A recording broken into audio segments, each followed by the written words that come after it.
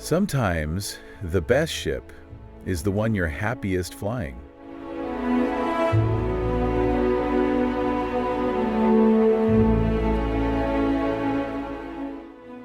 Today, we're diving into one of the most frequently discussed topics in the StarCitizen community, cross-chassis upgrades, or CCU. So let's break it down. First things first, if you're new to StarCitizen, you might be asking, what exactly is CCU? Well, CCU stands for cross-chassis upgrade. In layman's terms, it's the ability to upgrade your ship from one model to another by paying the difference in price between the two ships. This upgrade system allows you to grow your fleet or pivot your ship selection based on your evolving playstyle, and it's a system unique to StarCitizen.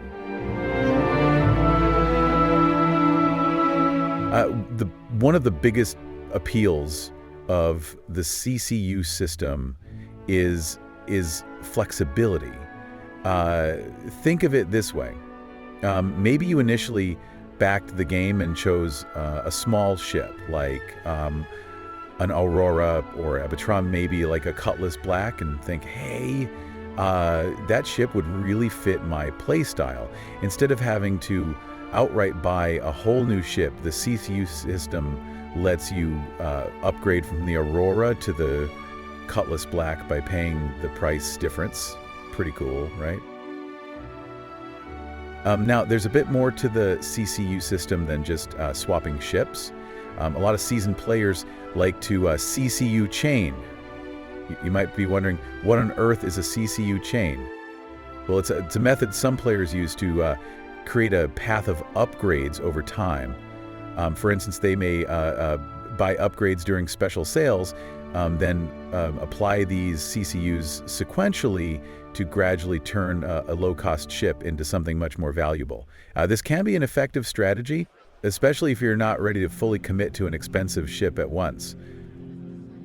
But here's the thing, while CCU chaining can be smart, it's also something of an art form. You have to be mindful of timing, as certain upgrades might only be available for a limited time, especially during big sales like the Intergalactic Aerospace Expo. And here's where it gets tricky. If a ship price changes in a future patch, it can affect the CCU chain you've carefully set up. So, CCU chaining requires some dedication and planning. Another big question we see is, why do people use CCU instead of just melting and rebuying their ships? That's a fair question. When you melt a ship, you're refunding it for store credit, but CCU allows you to keep any limited perks tied to the original pledge. So for instance, let's say you bought a ship with lifetime insurance or LTI. If you melt and rebuy, you lose that. But if you CCU, the original LTI remains on your upgraded ship. Now, it's important to mention the insurance component here, as that's something that can really affect a player's choices. If you bought a ship during an LTI promotion, like many players do during games' annual events, that LTI can stay intact through CCUs, which is a big selling point for many players. Because as we know, once the game goes live, ship insurance may be an ongoing expense, and keeping LTI could save you a bit in the long term. So, you might be wondering, what's the best strategy for using CCU?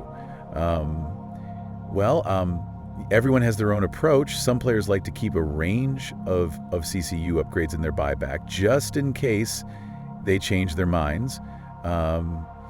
And others try to maximize savings by picking up lower cost upgrades during sales and slowly upgrading their way up to bigger ships.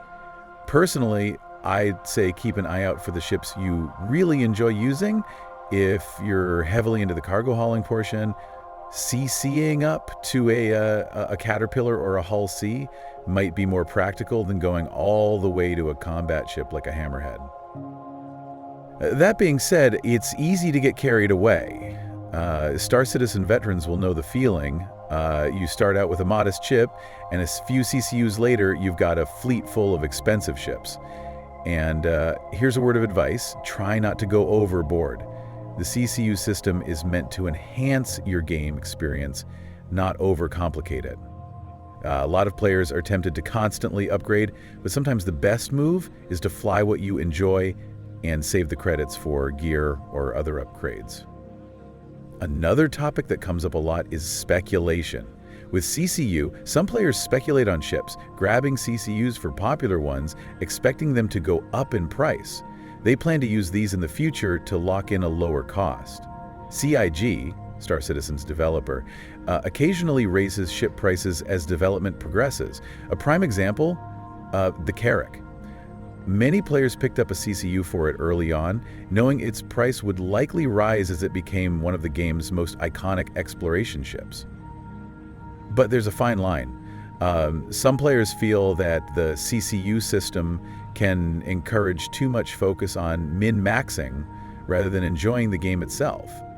It's a fair critique. Sometimes we all need that reminder to focus less on theoretical savings and more on actually playing the game, trying new roles and exploring the verse. So let's recap. StarCitizen's CCU system offers a unique way to upgrade and manage your fleet, adding flexibility, creativity, and a bit of strategy to how you build your ship roster. Whether you're upgrading for LTI, building out a fleet for different play styles, or just wanting to keep up with new ship releases, CCU can add a lot to your experience. And hey, remember, this is a game first and foremost. Fly the ships you love, and don't feel pressured to always chase the next upgrade. Sometimes the best ship is the one you're happiest flying.